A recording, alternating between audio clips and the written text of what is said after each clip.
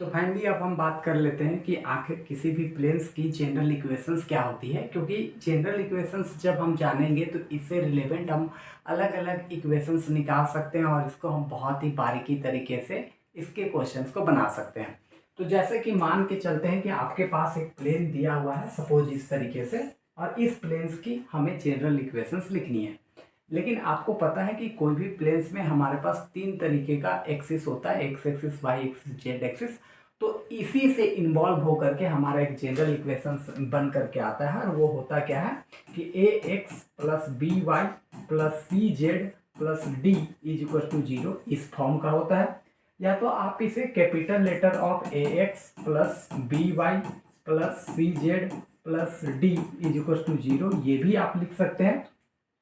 तो हम कह सकते हैं कि किसी भी प्लेन्स की जो जनरल इक्वेशंस होती है वो इस फॉर्म का होता है, जहां पर ए बी सी और डी ये सारे के सारे कांस्टेंट होते हैं। तो आप यहां से लिख भी सकते हो कि ए बी सी डी सभी के सभी रियल नंबर से बिलोंग करते हैं। ठीक है जी, तो रियल नंबर ही हम लोगों को यहाँ पर लेना होता है। एक बात और भी है कि यहाँ पर x के साथ a इन्वॉल्व है, y के साथ b इन्वॉल्व है और z के साथ c इन्वॉल्व है।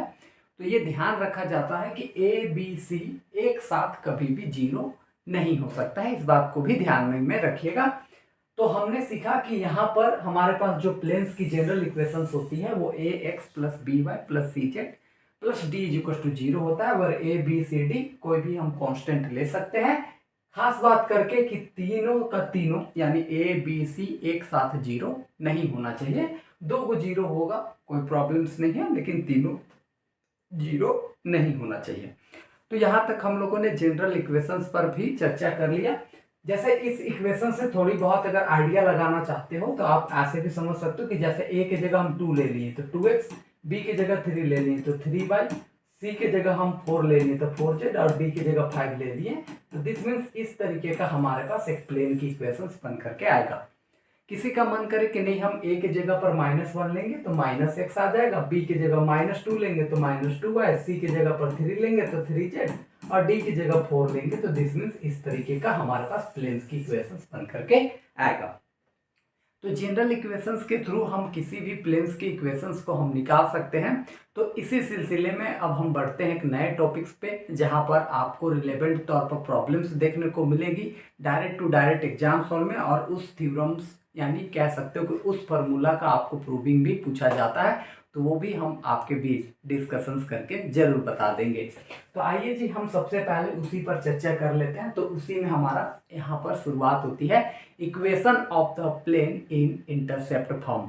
अब ये इंटरसेप्ट फॉर्म क्या है और उसके थ्रू हम किसी भी प्लेन्स की इक्वेशंस कैसे निकाल सकते हैं, इस पर हम चर्चा करने वाले हैं। तो आइए हम उस पर आपको विस्तार पूर्वक से समझा देते हैं।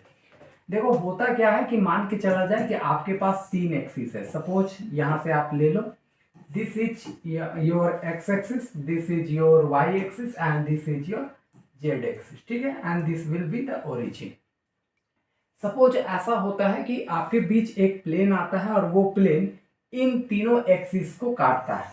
ठीक है जी, इन तीनों एक्सिस को कोई प्लेन है जो इस तरीके से काटता है। ठीक है, और सपोज करके कि वो एक्स एक्सिस को ओरिजिन से ए डिस्टेंस पर काटता है, ओरिजिन से वाई एक्सिस को बी डिस्टेंस पर काटता है, ओरिजिन से सी डिस्टेंस पर जेड एक्सिस को काटता है। सपोज दैट, तो इससे हमें ये पता चला कि एक्स एक्सिस पर यहाँ पर काट रहा है, तो आपको पता है कि एक्स एक्सिस पर कोई भी कोऑर्डिनेट होता है वहां पर हमारा ए हो जाएगा, और एक्स एक्सिस पर वाई और जेड की वैल्यू 0 0 होती है। तो दिस मीन्स ए 0 0 यहाँ का पॉइंट हो जाएगा। सपोज हम इस पॉइंट को ए भी मान करके चल सकते हैं। उसी तरीके का वाई एक्सिस पर एक्स और जेड की वैल्यू 0 होती है, तो इसकी जो कोऑर्डिनेट हम लिख सकते हैं वो 0 b 0 लिख सकते हैं। सपोज इसको हम बी मान लेते हैं। उसी तरीके से अगर आप जेड एक्सिस की अगर हम चर्चा करने की कोशिश करें तो सपोज इसको सी मानते हैं, इसकी कोऑर्डिनेट 0 0 सी हो जाएगा। ऐसा क्यों? क्योंकि जेड एक्सिस पर एक्स और वाई की वैल्यू 0 हो जाती है। तो कुल मिला करके हमारे पास ये सिचुएशन है कि एक प्लेन है जो एक्स एक्सिस को ए, वाई एक्सिस को बी और जेड एक्सिस को सी डिस्टेंस पर काट रहा है। तो इसकी इक्वेशंस जब हम निकालते हैं तो उसी को हम कहते हैं कि वो प्लेन्स का इक्वेशन है। किस फॉर्म में? इंटरसेप्ट फॉर्म में। इंटरसेप्ट मतलब काटने वाला फॉर्म में। तो अगर हम इसकी इक्वेशंस की बात करें तो इसकी इक्वेशंस लिखना काफ़ी आसान हो जाता है। जैसे कि हम यहाँ पर इसकी इक्वेशंस के लिए लिखते हैं x upon A plus Y upon B plus Z upon C is equal to 1। यानी जहाँ पर या बोल लो कि जितना डिस्टेंस पर x एक्सिस को काट रहा है तो x अपॉन उतना, y एक्सिस को जितना डिस्टेंस पे काट रहा है तो y अपॉन बी, और z एक्सिस को जितना डिस्टेंस पे काट रहा है तो z अपॉन सी भी हम यहाँ से ले सकते हैं। या इसको दूसरे हिसाब से भी अगर बोले तो x एक्सिस पे जो कोऑर्डिनेट होगा वहाँ का एक पॉइंट उठा करके x अपॉन ए, y एक्सिस पे जो काट रहा होगा उसका जो कोऑर्डिनेट उठा करके y अपॉन बी, और z एक्सिस को जहाँ पर काट रहा होगा जो कोऑर्डिनेट जैसे c है तो z upon C is equal to 1 लिख करके भी आप इसके इक्वेशंस निकाल सकते हैं। तो ये हमारे पास इक्वेशन निकल करके आ गया कि ये एक जनरल कह सकते हो कि हमारे पास एक इक्वेशन आया प्लेन का, किस फॉर्म में? इंटरसेप्ट फॉर्म में। इससे रिलेटेड हम आपको अभी थोड़ा देर बाद यहाँ से एक एग्जांपल्स दे देते हैं। एग्जांपल्स के साथ ये चीज़ें क्लियर हो जाएंगी, और साथ में जब हमारा कंसेप्ट पूरी तरीके से क्लियर हो जाएगा तो फाइनली हम यहाँ पर जो है इसका प्रूविंग भी देख लेंगे। तो आइए आपके एग्जाम हॉल में वो किस तरीके का क्वेश्चन आता है उस पर डिस्कशन कर देते हैं। यहाँ पर एक हमारे पास क्वेश्चन है, write the equation of the plane whose intercept on the coordinate axis are -2, 3, 4। यानी हमें लिखा गया है कि हमें एक इक्वेशंस निकालना है प्लेन का, हुज इंटरसेप्ट मतलब काट रहा है, किसको काट रहा है? कोऑर्डिनेट एक्सिस को।